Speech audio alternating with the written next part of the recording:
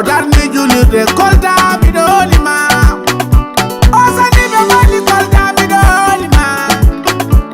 O walli julbe be bidolima. Eladu mamadi talifuso. Parti ma mari parti o mari. Konga mon edite nanu. Parti ensemble pour le Sénégal.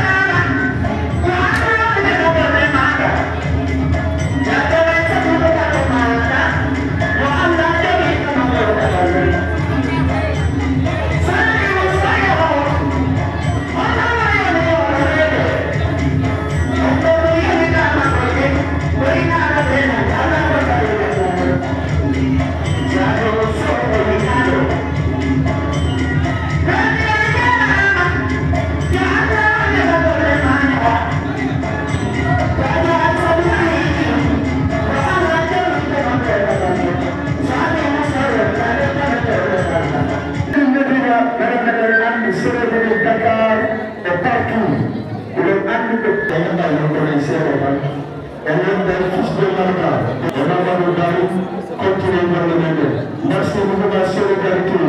Le président de l'association, si tu peux nous appeler, on va le calmer. Merci à vous.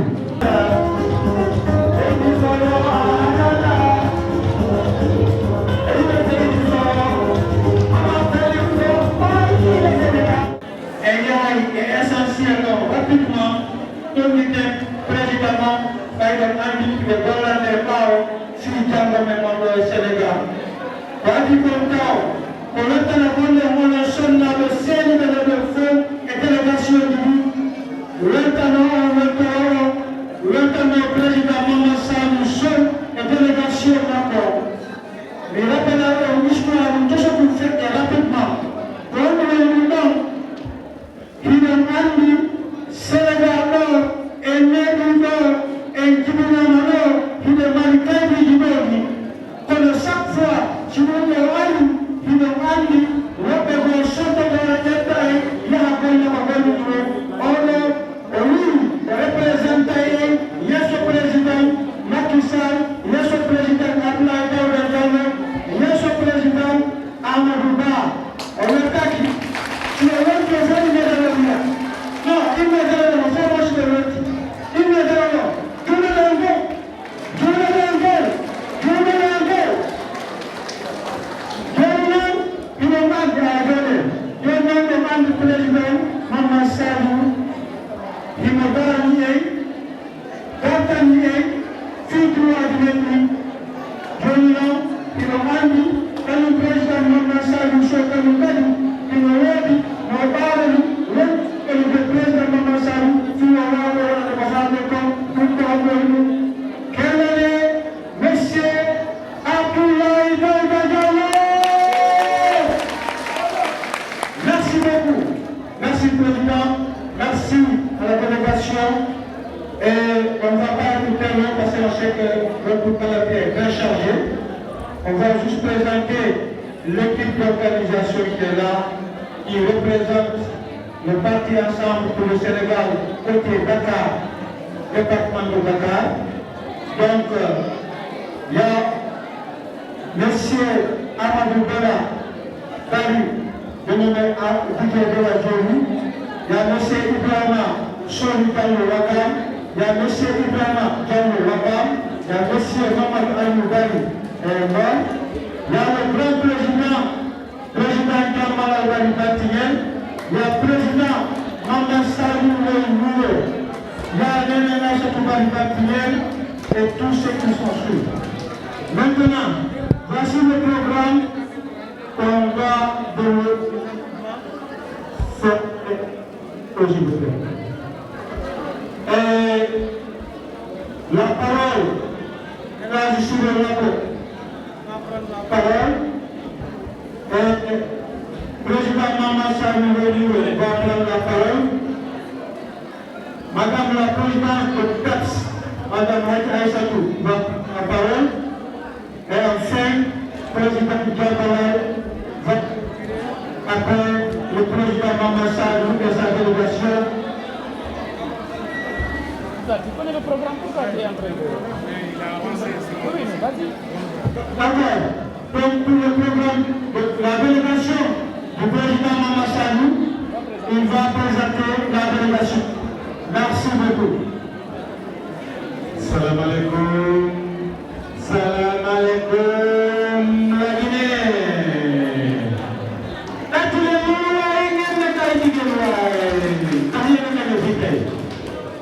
Aliou Bari donne la parole. Il y a Aliou Samrou, maire de Gabou. Gentatuko, tout sa présence. Élu de l'ensemble pour le Sénégal. Il y a Aïssa Diallo, Gentatuko aussi. Il y a Amadou Sow, chef de cabinet du président du PEPS. Il y a Moustapha Sankaré, président de CES. Gentatuko aussi. Il y a Mamadou Diallo, responsable Pikine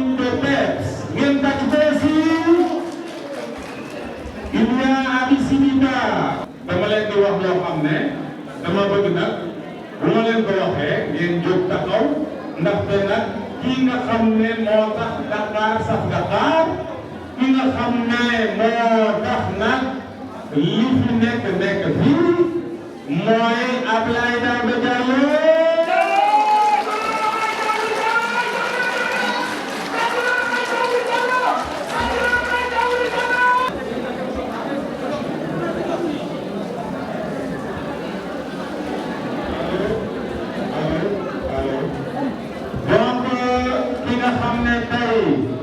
moo fi toogal le président Abdoulaye Daouda Diallo mi ci yor bi mi ci tekk bi mi ci baax bi mi ci jàppale bi mooy Seydou Sow représentant du président Abdoulaye Daouda Diallo du conseil économique social et environnemental. kon nag maa ngi leen di ñaan di leen féliciter nag yéen jigéen ñi parce que nee nañu ku fi faru jigéen ñi ñoo la fal te ku xool saal bi tey ni mu demee nga xam ne ku fi faru jigéen ñi ñoo la fal. jërëjëf asalaamaaleykum ma bëgg ngeen ko tàcc ko bu baax a baax s'il vous plaît tàcc ko bu baax a baax. voilà kooku mooy monsieur Sow di doomu ndeyu Mamadou Salif Sow. mbooloo bi na ngeen def ko mbooloo bi na ngeen def léegi ma dara na ngeen def ko. voilà donc yéen ñëpp ngeen di remercier bu baax a baax ci teewaay bi seen ñëw rafet na bu baax a baax. je rappelle que c'est la communauté sénégalaise moo fi nekk tey les partis le parti ensemble pour le Sénégal c'est les femmes du parti ensemble pour le Sénégal ñoo ñëw fii tey ñu wuyu si kan ñu wuyu si le président du parti mooy kan mooy El Hadji Mamadou Salif Sow ba bëgg a teg bu baax a baax. nit ñu bëri nekk loolu yàqamti nit ñi naan mais ñun bu ñu demee woon CSE le président Abdoulaye Daouda Diallo dafa am dara ko mu defoon ñu bëri yàqamti lu ngeen dégg nañ ko mais ce homme est un homme clairvoyant c'est un homme posé c'est un homme sage dafa bëggoon financement bi mu dem si ñu ko jagleel mooy yéen ñi jigéenu parti ensemble pour le Sénégal Dakar looloo waroon xaar bi looloo waroon di gën temps waxtaan ak responsable yu ma waxtaanal mu teg ko si yoon ba Abdoulaye Daouda Diallo ne ko Mamadou Salif Sow je suis le responsable le plus sérieux que j'ai connu. Donc ma leen di waxaat encore une fois que sa délégation est composée du maire de Gabou maire de Gabou monsieur Issa Samb s'il vous plaît ma bëgg ngeen tax ko bu baax a baax il fait partie des plus jeunes maires du Sénégal il a été élu avec la liste de la coalition And Liggéey suñu gox boo xamante ni président Salif Sow moo ko jiite ak kan on a aussi Aïssatou Diallo ngeen ko baax a baax Aïssatou Diallo elle est là une grande femme la lionne du président Ensemble pour le Sénégal on a le chef de cabinet qui du moins mooy kan Amadou Sow le grand droit de Mamadou Salif Sow Amadou Sow doomu ndeyu député Mamadou Sow Amadou Sow l'homme de confiance du président Salif Sow Amadou Sow mu ngi ni teew fii nii. Et aussi on a le président des sages monsieur Moustapha Sangaré. Il est là tout au début depuis le mouvement depuis le parti depuis la coalition merci pour votre fidélité. On va aussi accueillir le responsable de Pikine Mamadou Diallo. On a aussi Habib Sidiba qui est mon conseiller et au conseiller mu ñëw fi mu teewal le président Abdoulaye Daouda Diallo. Seydou Sow qui est le représentant de l'ARD il est là ma bëgg ngeen tàcc ko bu baax a baax ma bëgg ngeen tàcc ko bu baax a baax parce que tey moom moo fi teewal Abdoulaye Daouda Diallo ma bëgg ngeen jóg tàcc ko bu baax a baax ma bëgg ngeen jóg tàcc ko bu baax a baax ma bëgg ngeen jóg tàcc ko bu baax a baax ndax kii tey moom le président Abdoulaye Daouda Diallo yónni mu yabal ko mu nekk nit koo xamante ni gëm Abdoulaye Daouda Diallo gëm sa mission yàgg ko toog moo tax mu mérite sa confiance il est là à côté du président Salif Sow fonk na ko ñu lay remercier bu baax a baax te naan yëpp ginnaaw yàlla monsieur le président Abdoulaye Daouda Diallo jàpp na si bu baax a baax auprès du président Salif Sow. Donc sans plus tarder je m'en vais laisser la parole n'est-ce pas pour nous fournir les élections le discours donc on va commencer par le discours. mais ñaagi ke on newna ne waɗugol konngol ɗo e yaafi ay e yimɓe coordination régionale sortie ensemble pour le Sénégal de la ville de Dakar ou de la région de Dakar. Nous souhaitons la délégation conduite par le président Mamadou Sadio Sow la bienvenue à la réception des femmes de Dakar pour le financement des 120 groupements de Dakar par M. Abdoulaye Daouda Diallo. M. Abdoulaye Daouda Diallo, président Mamadou Sadio Sow, vous êtes remercié. Monsieur le Président, vous avez devant vous ici les femmes des 19 départements de la ville de Dakar, les 19 communes du département de Dakar, sans exception. De près ou de loin, elles sont là, elles disent vive le parti Ensemble pour le Sénégal, vive le président Mamadou Sadio Sow, vive finalement le président Abdoulaye Daouda Diallo. Monsieur le Président, les responsables du parti et les militants et militantes du parti ici présents vous souhaitent la bienvenue. À travers le président Gamounan, Paris, c'est lui qui a présidé l'organisation de cette rencontre. Il n'y a pas de commentaire de jour. Il n'y a pas de commentaire dans cette situation. Elles sont venues répondre à votre appel, à l'appel du président Abdoulaye Daouda Diallo, à l'appel des organisateurs, le président Diawara et sa suite, pour récupérer les financiers. Donc je ne peux pas attendre, après avoir souhaité la bienvenue à toutes les femmes ici présentes, à toute la délégation du président et l'ensemble des militants et responsables du parti Ensemble pour le Sénégal ici présent.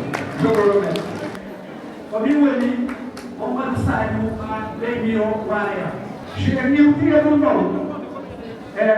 Avant de lever la note, la commune, le collaborateur de la président Malang Bali Bali. Ok, c'est à dire que mais andi dinay taw jama o ay o organisation wala do hande ko inde communauté guinéen wonɓe nder sénégal ɓe fop kala ndema neɗɗo mo andalɗa hoorema ko ɗo o jibina walla mo jibini ɗo ɓiɓɓe hande parti arɗo ɗo o no walli en menen ɗo woɓɓe amen fayɓe mbilandema parti pouvoir Abdoul Diouf meɗen sénégal kono noon min yii e ngal komin yiyali hayde wotere ko hombo woni sabu men yii ɗum ko président Mamadou Sadio Sow président du Sénégal Abdoul Diouf waɗani Ablaye Wade waɗani hay gooti to waɗali président Ensemble pour le Sénégal waɗani communauté origine guinéen au Sénégal. Donc haray hande mi andintina on kadi ko non woni jonde men den ɗo ko hiɗen mo addani en kalis sendangol sereji men ɗin rewɓe ɓen koɓe financement koɓe wallitora mo be e ka golle mum mais andintina on toɓɓe ɗiɗi no nder ton no woodi wi'unoɓe kanko addata mbuuɗi ɗin o jonna en awa hande mbuuɗi ɗin hewti e junngo men ɗum ɗon ko feere no woodi yi'unoɓe dirigeant ɓe wonɓe ɗo ɓen jammalal walla Saliou Leymiro ɓe inna ko menen ñaami mbuuɗi ɗin hande on hendoto mbuuɗi mo ɓe hoɗida e majji ka mum donc kala ndema yeetinoɗo goɗɗo fii ɗum ɗon yo anndu janngo si on ɗon ari yeeti kama goɗɗum ko waddidirowo yimɓe ɓen haray menen komin faala koye jama o fof woni hunde wotere donc si tawi woni iwti ɗum e président Ensemble pour le Sénégal ko on ɗumen indi mo waɗani communauté men on ko goto waɗani menen men ɓooyi jokkude politique kono ha hande goɗɗo jokkal ɗo politique ha onoma e gouvernement Sénégal o jonna golle o jonna salaire ko e ngal ɗum fuɗɗi e o heɓani en conseillé ɓe ɗuuɗuɓe wonɓe yawde ƴetta salaire ji mum e a nonde parti Ensemble pour le Sénégal meɗen ɓuuri e tañƴinade élection woni e arde si en daranike parti o heeɓi ɓuuri ko o heeɓi kon en heɓay ɓuuri ko heɓuɗen kon e so tawi woni en iwti ɗum ɗon min toroto en fot yo won hunde wotere ɗowten ensemble pour le Sénégal ɓe yaada e coalition mo ɓe wondi on Abdoulaye Daouda Diallo kanko daraniɗo président ensemble pour le Sénégal ha o heɓa pouvoir mo faala on enen kadi heɓen ko faalaɗen ko e meɗen mari komin yetto jama on e mbuuɗi ɗi ko président ensemble pour le Sénégal sendanta séréji ɗin fof mo ɓe hetta ko mum on e jammalal bari bantigel duuɓi heewɗi mo gollude ka saare ɗo min Saliou Leymirola gollude duuɓi heewɗi ka saare ɗo Allah newni hande ɗiɗo mbuuɗi sa noddama ɗo sa okkama mbuuɗ ɗiɗi hino ɓuuri si tawi woni a yahi a haylanoy ke hoore mara anda ko on ɗum wonɗa heɓude donc haray komin duwa torade communauté on ko yo en immo wonen hunde wotere jonnodiren juuɗe en fof wallitoɗen parti on minen kamen waɗa ɗon wonɓe ɓaawa amen ɓen kañum kadi heɓa wano ɗum ɗon walla ɓe heɓa ɓuri ɗum ɗon min salmini sonnaɓe ɓen fof min weltani ko séréji ɗin fof merci beaucoup mi yandina o noon se wonlayno hande merci président Mamadou Saliou Sow woote o fi Abdoulaye Daouda Diallo patron ni hande 10 millions de sénégalais groupement ji ɗin ɗo 120 groupement ko kala no heɓa financement onon o wontaki ɗum ɗo so keɗaka yo président gareyoɓe setto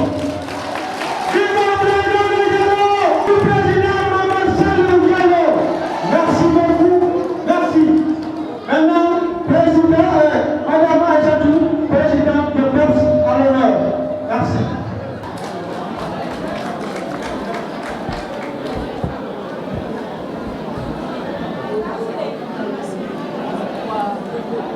Assalamu alaikum. Je salue toutes les femmes qui sont là et la délégation qui est venue avec le président du parti Ensemble pour le Sénégal.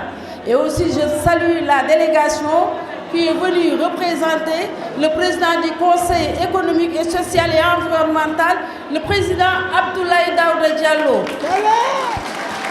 On vous dit soyez les bienvenus parmi nous. On est là parce que le président Abdoulaye Daouda Diallo avait donné des financements pour les femmes de Dakar, les femmes du parti Ensemble de Dakar. Et le président Mamadou Salif Sow a jugé nécessaire de distribuer tout cet argent, plus de 10 millions, à toutes les femmes de la région de Dakar. Et on en soit très reconnaissant au président Abdoulaye Daouda Diallo. Donc, merci à la délégation. Merci à vous. damay wax rek ne man maa ngi tudd Aïssatou Diallo may présidente nationale parti Ensemble pour le Sénégal bi nga xam ne ni El Hadji Mamadou Salif Sow nekk maire de Dialambéré nekk président parti bi waaye nekk le DG des ASP du Sénégal di teraanga gu rëy nag boo xam ne ni son excellence le président Macky Sall moo ñu ko defal ndax defalu ko Mamadou Saliou de waaye communauté bi yëpp nag la ko defal te loolu ñu ngi ciy gërëm son excellence le président Macky Sall damay wax ne El Hadji Mamadou Salif Sow fu mu xool ñun foofu la ñuy xool ndax moom moo ñëw dugg ànd ak ñi nga xam ne nii mooy Abdoulaye Daouda Diallo ñuy gërëm di sant délégation bi nga xam ne bii moom moo ñëw représenté ko ñu ngi leen di gërëm bu baax a baax a baax Abdoulaye Daouda Diallo yónnee fi nag alal ju bëri ne nañ ko séddale jigéen ñi nga xam ne nii ñoom ñoo nekk ci biir parti bi nga xam ne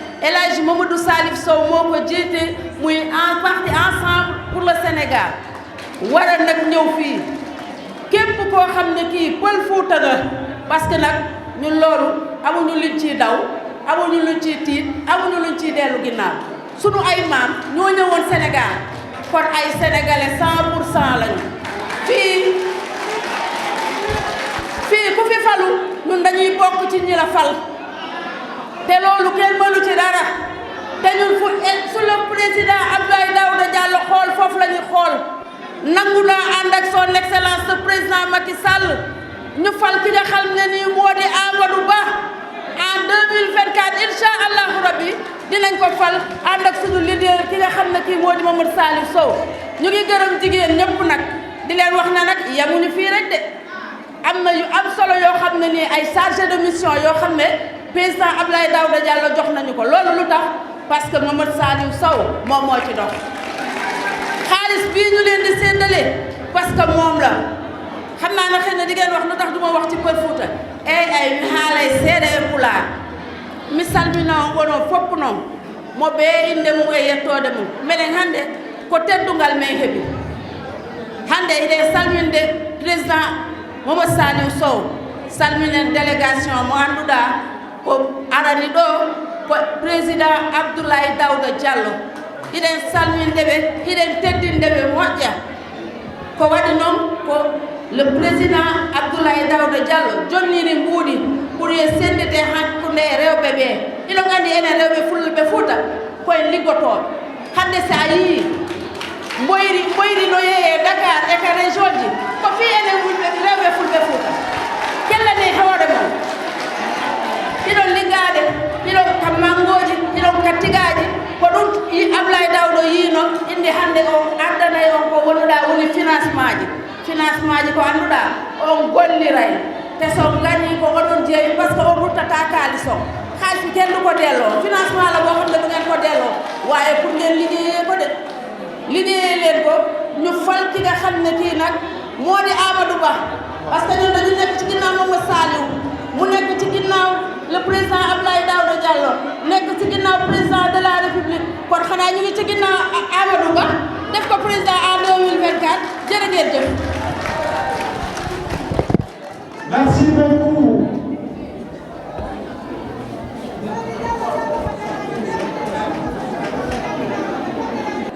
Le président Diomaye parole rapidement et pour faire des délégations président Mamadou Saliou.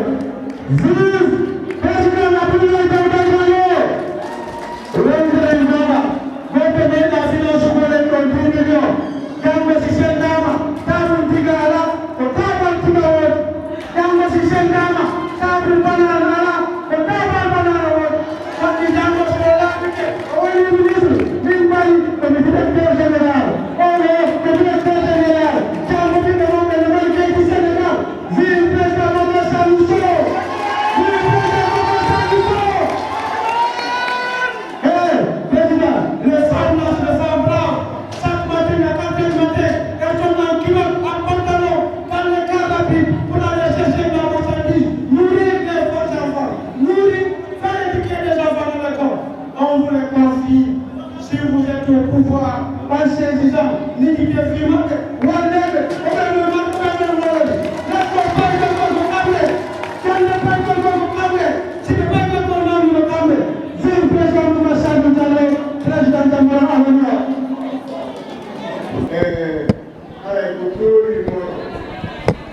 ko tooli moɗon on iwi ka mon on hewti ka moɗon mais rentani ke onon sewi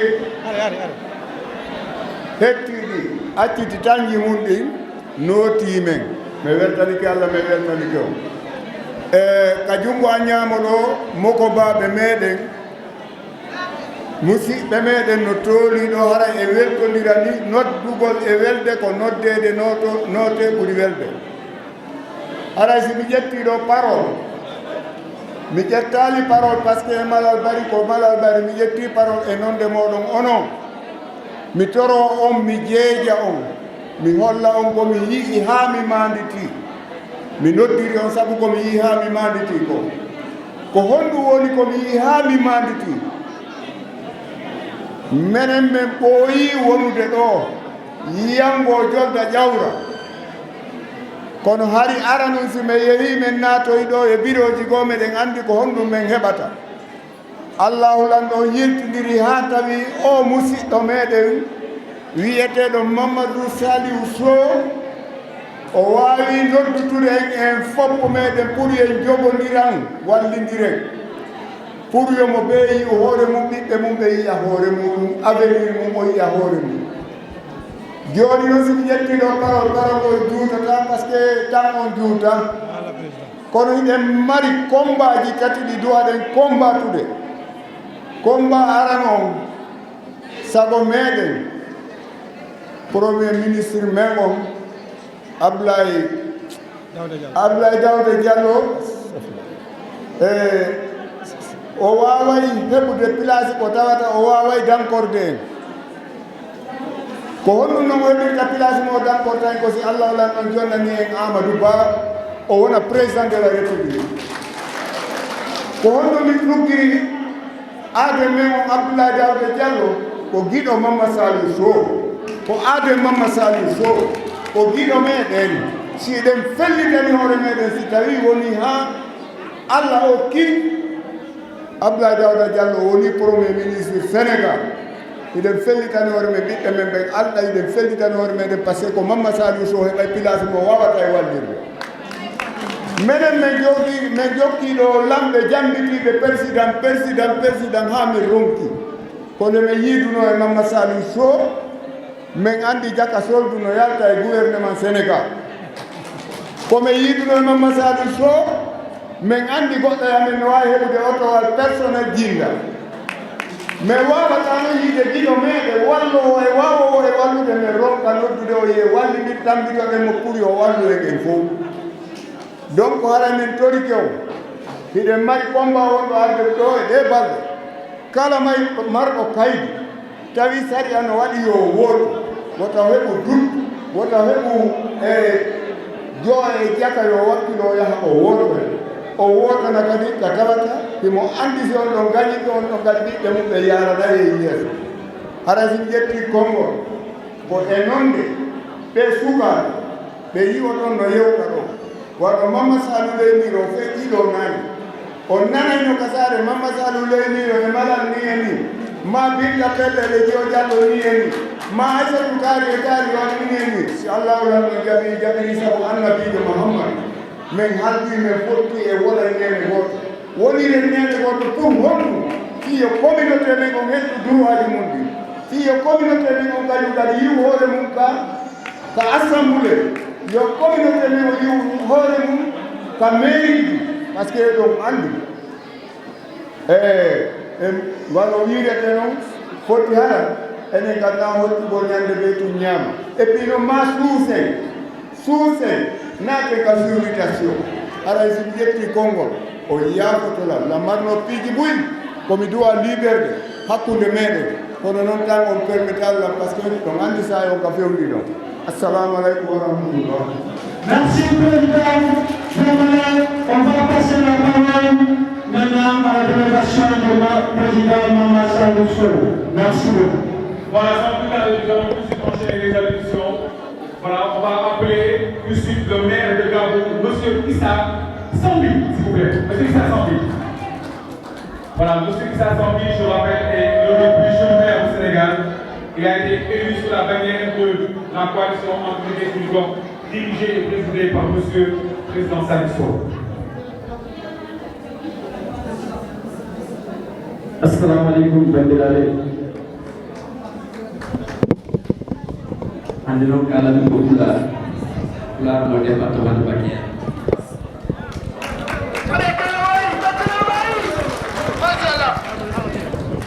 eɗen mbiye caggal no jettuɗen Allah e juule Rasul sallllahu alayhi wa sallam en calmini mawɗo leydi ndi woni monsieur Macky Sall en calmini kadi directeur men général Mamadou Saliou Sow ɓiɗɗo pullo mo poɗɗon wallude e nder moɗon koni noon Pulaar wiya kala mo yettani sababu wawa yettude Allah en jetti le président ADD woni Abdoulaye Daouda Diallo jebbuɗo Mamadou Saliou Sow bangeji nayyi ɗi fof e makko pour o wawa wallude onon bandiraɓe ɓe en calmini délégation garɗo fof gardude Mamadou Saliou Sow en calmini aussi rewɓe arɓe ɗo ɓe des régions de Dakar arde notade le DG Mamadou Saliou Sow pour wawde wallude on e financement pour mbawon wallidirde mbawon darnude koye on jii financement mo foti wallude non woni 120 GIE walla groupement de femmes o wawa wallude on mbawon liggade sabu Pulaar ne wiya so neɗɗo hokkima gasitari e bottani so wiya fat hirana ne foti fadde donc so tawi o fuɗɗima wallude oɗo financement so tawi o nanguima kadi o darima o yo ballu mum ono poti wallude mo jimmi wiide on ko ɓiɗɗo mum woni ɗo yo Mamadou Salif Sow onon gandi o natirani politique ɓatti o ala o natani politique ɗaɓɓe jawdi par ce que nde o arata e politique omo jogui entreprise aji makko ɗum noon kanko so heeɓi o wallat ko bandiraɓe fulɓe mon ɗum noon onon mbiye yo dardu koyɗe mballonmo no feewi politique sa ala doole a wawa yada e nokku kanko noon Allah hokkimo ko hokkimo ɗo hande caggal Allah nelaɗo mum omo yetta onon fof omo yettoto wawi wonde fof ɗum noon mi junnotako e haala jammo o ari donc mbiɗa salmina bandiraɓe fof mbiɗa jiiro mi beltinima on mi beltinima bandiraɓe fof avant tout d'abord je me nomme Issa Sambi, le maire de la commune de Gabou, responsable des cadres dans le parti Ensemble le Sénégal et maire de la commune de Gabou dans le département de Bakel. Donc nous remercions toutes les délégations ici présentes, nous représentons, nous aussi remercions toutes les femmes ici présentes, les groupements de femmes de la région de Dakar. Je disais tout de suite que nous remercions aussi le président ADD Abdoulaye Daouda Diallo pour l'accompagnement, le soutien infatigable qu'il a mis à la disposition du DG de l'ASP. Donc nous le remercions et nous remercions aussi le président de la République. Tout cela nous mène vers les élections du février 2024. Inch'Allah, pour élire au premier tour Cheikh Amadou Ba, le président de la République du Sénégal. Je remercie tout le monde. Merci beaucoup. Je suis avec Madame Adi Siriba, qui est co-conseiller et co-conseiller. Voilà, s'il vous plaît. Bandiraɓe on calminama on juurama mi ƴetti calminade ni mi fawi ɗum e jungo président Mamadou Salif Sow le DG de l'ASP. So Allah noon koko wetti kam parce que j'étais pas venu ici pour prendre une parole. Garmi tan ko notade mon ami et frère Mamadou Salif. Aussi ɓayde ɓeɗe wonde le conseil spécial du président Abdoulaye Daouda Diallo ko kanko woni représentant o ko minen ko gandi kono kanko jogui konngol ADD. Mataw noon teddungal dasetake ronate oɗon calminami mon ami et frère Amadou Sow. So Allah min beltima hande e arde tawde ɗo cette grande mobilisation. Mamadou Salif Sow ko cadre ko joom parti kono fof ɗo woni ɗo ko maire ko DG kono fof omo joɗɗini o wi kanko ala ko ardini so wona Abdoulaye Daouda Diallo. Wadde Mamadou Salif min jettima min jarnimama e compagnousement avec le président ADD par ce que no mbiɗon ni nde dille ɗe kewi nde kuuɗe ɗe kewi o jooɗi tan o deeɗi koye Ablaye wiide ko wiide maɗa. Wadde noon hande so président Ablaye Daouda waɗi financé omo wawno aussi ƴettude tan o totta mon o yarano mais ala o rewni ɗum koye laawol o wima garon goto fof heɓa yimɓe ne ƴeewo ko jolko wiyata ko teranga butti. Wadde noon Mamadou Salif merci pour cette belle mobilisation. Mbeɗa salmina la présidente ma sœur donc je pense que c'est Diallo an aussi ko an halfinde rewɓe ɓe no mbinomi nane ni mi yiiɗo o wi que ensemble pour élire le candidat de Benno Bokk Yakaar Amadou Ba nde tawno minen gila Abdoulaye Daouda wi ko Amadou Ba min wi donc oɗon ñaaga parrainage puɗɗaɗo o yo continue hen en même temps mbawen wadde élire notre candidat dès le premier tour. Mi wasa jurnade haalaka bandiraɓe sehilaɓe so wonano temps o ene heewi emen jogui kemen kaali e Mamadou Salif ha heewi ko moƴƴo minen Podor naɓe noon min cikkata hande toon o jeeya parce que machallah omo arito omo waɗi hen hoore makko kala ko ADD na organisé walla ɓaɗiɗo ADD omo waɗa hen jungo makko omo tawtore. Donc nous sommes venus vraiment pour marquer notre présence et notre solidarité à propos de cette journée de financement financée par le président Abdoulaye Daouda envers les femmes du parti Ensemble pour le Sénégal. Je pense que c'est juste les femmes de Dakar. Donc c'est un sentiment de plaisir et de satisfaction parce que nous avons trouvé une grande mobilisation. C'est pas évident aujourd'hui avec un week-end, mais nous vous disons félicitations Mamadou Salif Sow avec cette belle mobilisation. Je vous remercie. Assalamualaikum warahmatullahi wabarakatuh. Kaladio mimi imami on fuko chadinamo obura. Hande non o wetare mondi belweti addo e wodo nuko nde wono non addi addo ko sehilam mawna gidam mais aussi c'est Abdoulaye Daouda Diallo gidam Abdoulaye Daouda Diallo en fil Abdoulaye Daouda Diallo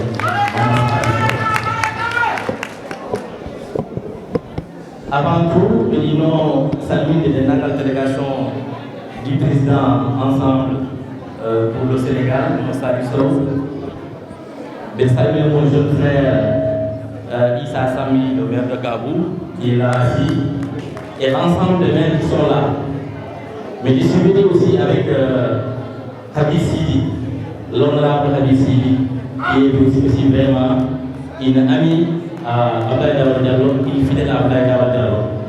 Mais aussi je suis venu avec Pape Diop. Pape Diop, il est venu à une délégation de Kermassara. Ils sont là pour m'accompagner. Donc Abdoulaye Daouda Diallo, nous connaissons tous ici Abdoulaye Daouda Diallo. Pourquoi Abdoulaye Daouda Diallo? Abdoulaye Daouda Diallo, il est un gars qui est un mo hewani hala. Likotoro mo hewani hala. Kala ministère mo rewno o waɗi ɗon golle tenkiɗe ɓe fof ngandi o ligguey. La plupart des travaux Ila Touba et des ponts qui ont été faits dans ce pays par le ministère des infrastructures. Le ministère de l'Intérieur aussi, il dit les niveaux de déji ene jogui jaam kono hande Abdoulaye Daouda Diallo en jii nde oɗo élection ari nde il était candidat à la candidature. Son ami, son frère, son confident, le président de la République Macky Sall noddimo haalde makko yewtide makko wimo ka miñam minema en mbawa sertude minema a wawa yaade banggue mi yaha banggue o jaɓani Macky Sall o nani ɗumen nam o yaaje pour accompagner le candidat Amadou Ba ɗum ɗon woti mbaɗen sikki kala jiggitiɗo wi Abdoulaye Daouda Diallo yaadani Amadou Ba haalani gonga. Abdoulaye Daouda Diallo jaɓani Macky Sall. Abdoulaye Daouda Diallo goɗɗo gandanɗa hoorema so wi eyyi so wi ala ko ala sinno jaɓatano yahta. bandiraɓe tedduɓe onon rewɓe ɗo hande ɓe on jarama on bettanama woni ɗo ko yummiraɓe men jinnaɓe men goni ɗo woni ɗo ko bandiraɓe men rewɓe. mi yetti noon dendagal commune nuɗote Fulɓe Fouta hande ko heewi hande sen yaha e Sénégal en marché e Sénégal kono bandiraɓe men Fulɓe Fouta. Sénégal e Guinée ko leydi godiri haydara seeɗa ɗumen amen. C'est les colons qui ont voulu nous séparer, mais on est pareil, la Guinée et le Sénégal. Il faut être fier de vous, la Guinée. Vous êtes des Sénégalais, autant que tous les autres Sénégalais. Il y a plein d'entre vous qui sont nés ici, qui travaillent ici et qui font marcher ce pays-là. Et c'est ça la vérité. Vous participez activement à l'économie de ce pays. Et c'est une vérité absolue. Maman Salif Sow, mon frère, mon ami, le président, je te dis tout simplement bravo. Bravo si aujourd'hui je suis là. Je tiens quand même à le rappeler, c'est parce que le président Abdoulaye Daouda Diallo, le vendredi dernier, il m'a appelé dans son bureau, il m'a dit Saïd, va me représenter auprès de notre frère Mamadou Salif Sow. Donc je suis là pour le représenter. Et ce qu'il a fait ici aujourd'hui, le fait de financer 120 femmes, ça c'est quelque chose qu'il a toujours fait. Il l'a toujours fait. Il a toujours aidé les gens. Il a toujours soutenu les gens. Il a toujours soutenu les femmes, les groupements de femmes, les GIE, les associations. Il a toujours été là pour le dialogue. Mais c'est quelqu'un, quand il fait, il ne parle pas. Quand il le fait dans la plus grande discrétion. Et c'est ça la vérité. Mais aujourd'hui, le président Maman Saliou Sow a tenu à faire cette cérémonie pour vraiment montrer au monde entier Abdoulaye Daouda Diallo, c'est mon ami, c'est mon frère, et il l'accompagne dans tout ce qu'il fait. Donc, le fait qu'il accompagne aujourd'hui les femmes du parti Ensemble pour le Sénégal, ça c'est tout à fait normal. Parce que Maman Saliou Sow, c'est Abdoulaye Daouda Diallo. Donc, mes chers amis, je ne vais pas être très long. Et c'est tout simplement pour vous dire qu'on est fiers d'être là. Et merci encore une fois, mais n'oubliez pas, c'est très important d'aller retirer les présidentielles sur le moment. Parce que si on ne retire pas les présidentielles, on ne pourra pas voter. Et si on ne vote pas, on ne pourra pas gagner. Donc il faut que le 25 février 2024, au soir du 24 février 2024, que nous ayons une victoire éclatante pour le candidat Amadouba. Oui, parce qu'Abdoulaye Daouda Diallo est au fond de mon cœur. C'est pour cela qu'à chaque fois, j'ai dit son nom. Merci beaucoup, délégué Diop Kodiara. Ndana ñu ci waxee après ñu daal distribution des financements bi yaakaar naa loolu muy am solo mesdames et messieurs jigéen Dakar maa ngi leen di ñaan s'il vous plaît ñu jub ñu teewee kan Ndana ñu ma ci le président du parti Ensemble pour le Sénégal.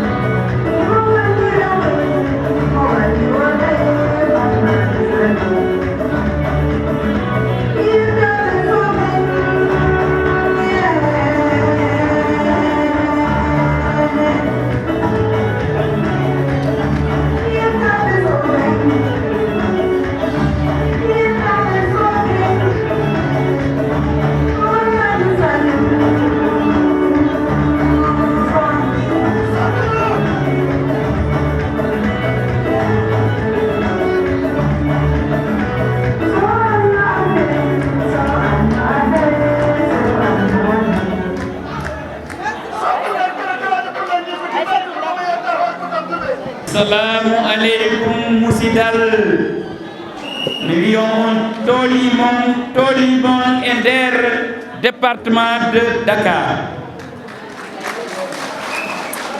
haray mi yewtay d'abord e français mi yewta e jolfe seeɗa on tuma mi arta e ko moynumi ko pulal Fuuta.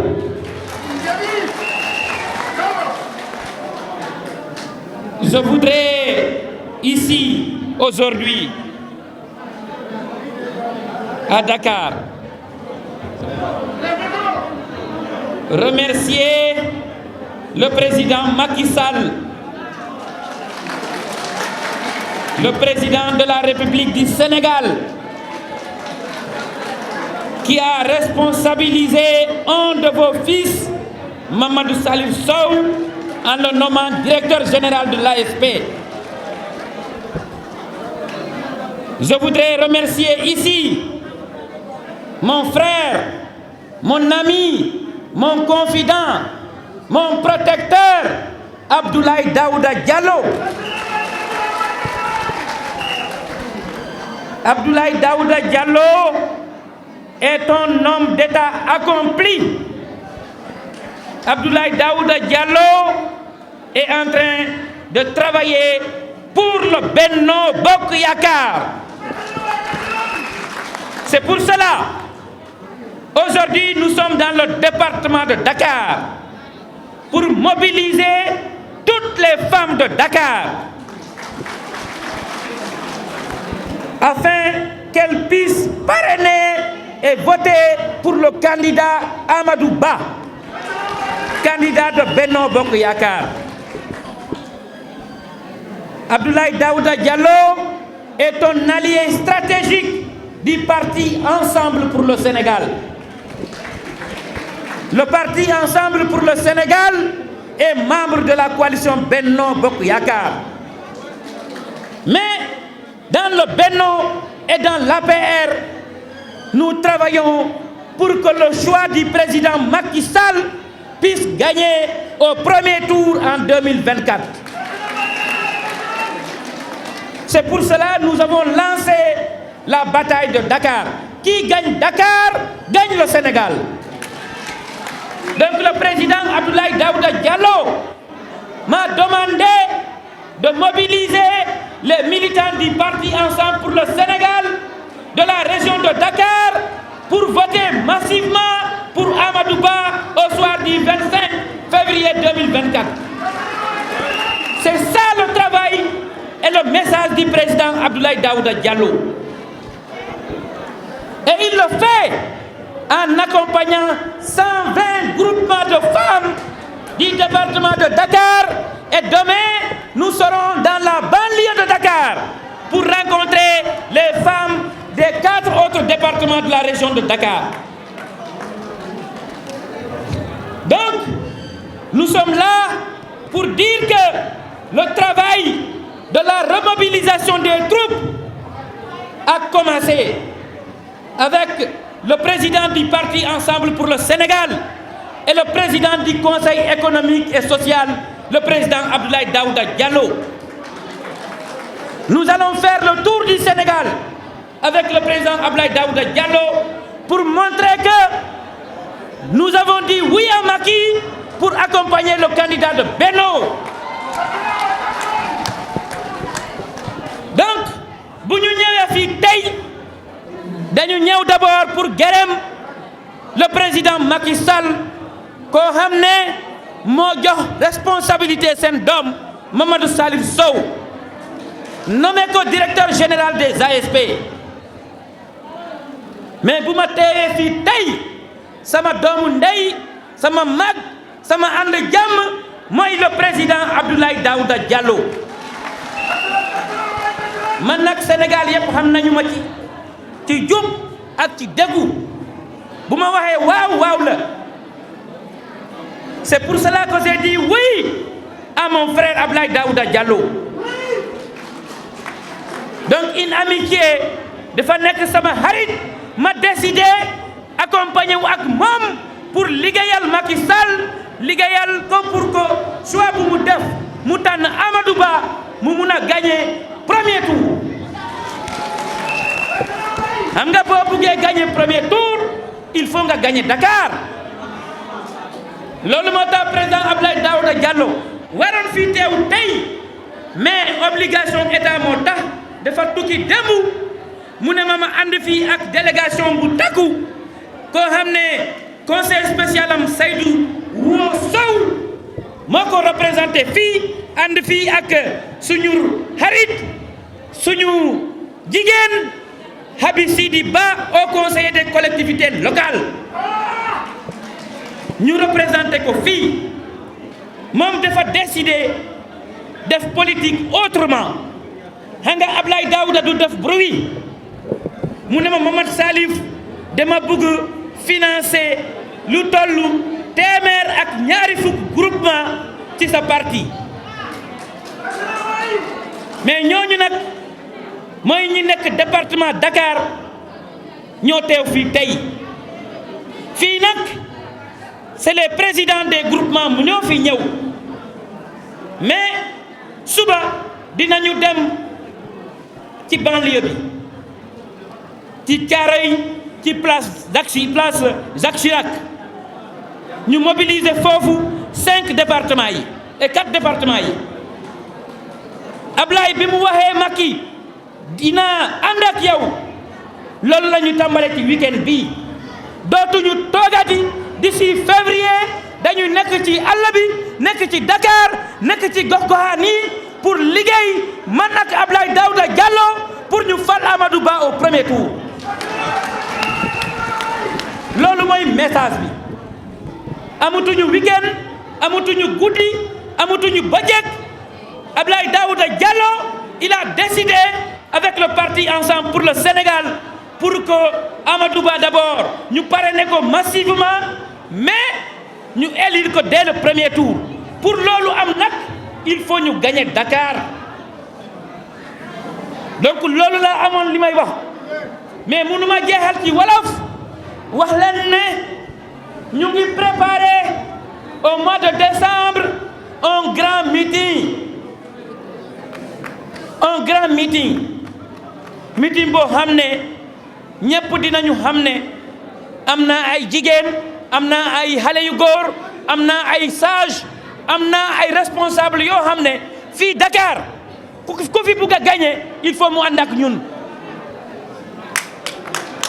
ku bugg a gagner fii Dakar il faut mu ànd ak ñun loolu mooy dëgg te incha allah dinañu ko liggéey dinañu ko wane ci meeting boobu dem leen jëli seen carte d'identité yi parce que carte yi ñooy tax ñuy gagner au premier tour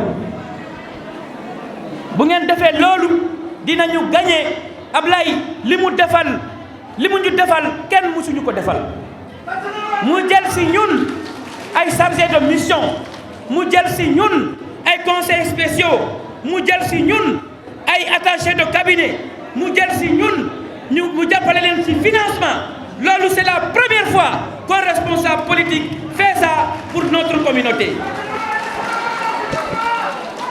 ɗum noon mi salmini on mi hiwrite on mo ɓe inde mum e yettode mum haray on jarama mi yii on ari ɗo hannde on ardi ɗo onon responsable ɓe rewɓe wonɓe nder Dakar ɓen fof haray min tolni on min jarni on min weltike ko arɗon ko haray noon so yii mi hawrintini on ɗo ko sabu président Macky Sall ɓay président Macky Sall ƴetti ɓiɗɗo mon Mamadou Salif Sow o nomi mo waɗimo directeur général ASP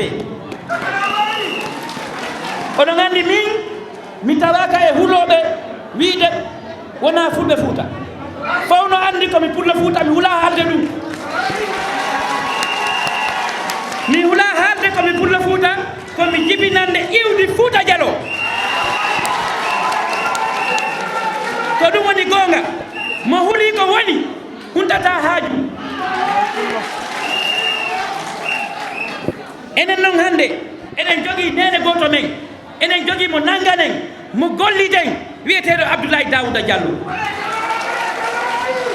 so yi hannde o hawrintini on ɗo o wiyani on cohu ɓaawo makko o wiyani on luukanmo ko wii yo wallito rewɓen par ce que mo andi rewɓe fulɓe Fouta ɓen ko wakkiliɓe o wi yomin addu min wallito on ɗuuɗi duuɗa ɓe wi mbundu heɓorngu teddungal no ɓuri milliard heɓondu gacce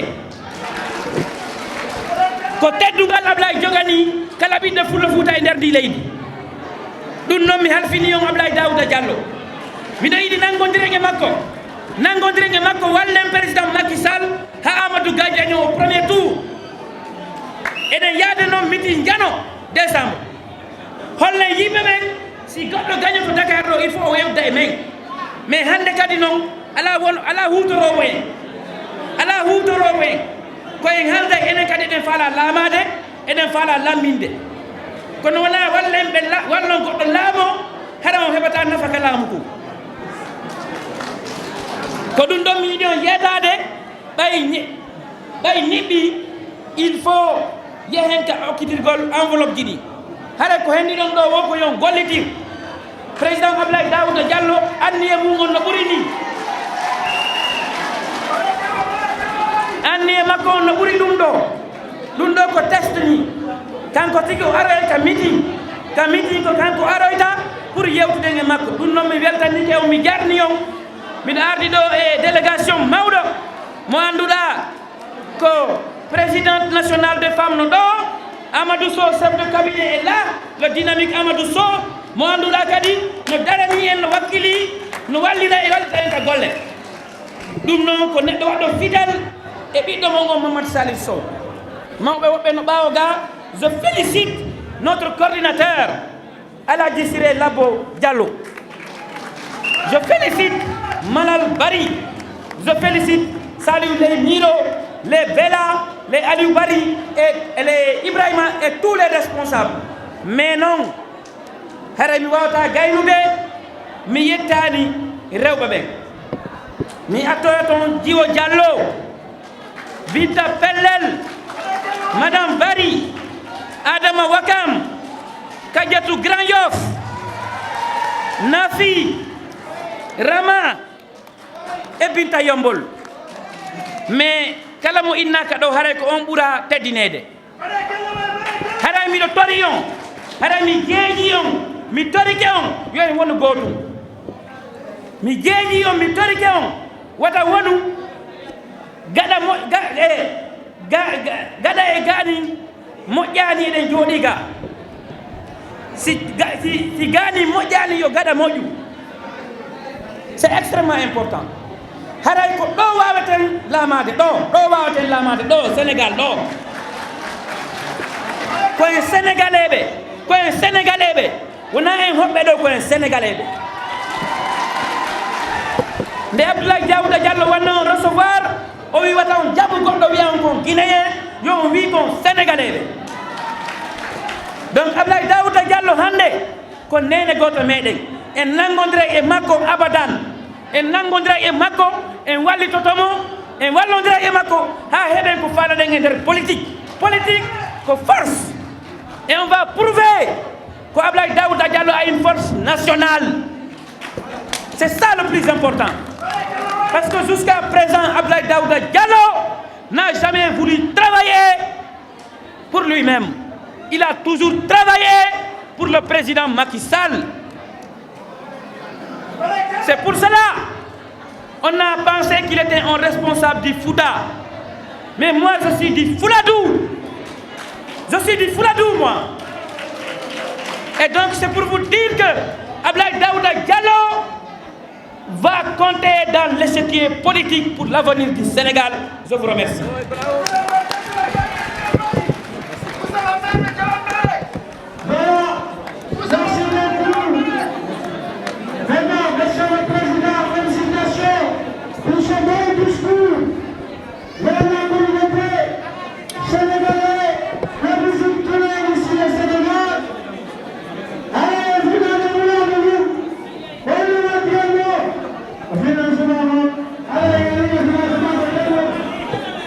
Voilà.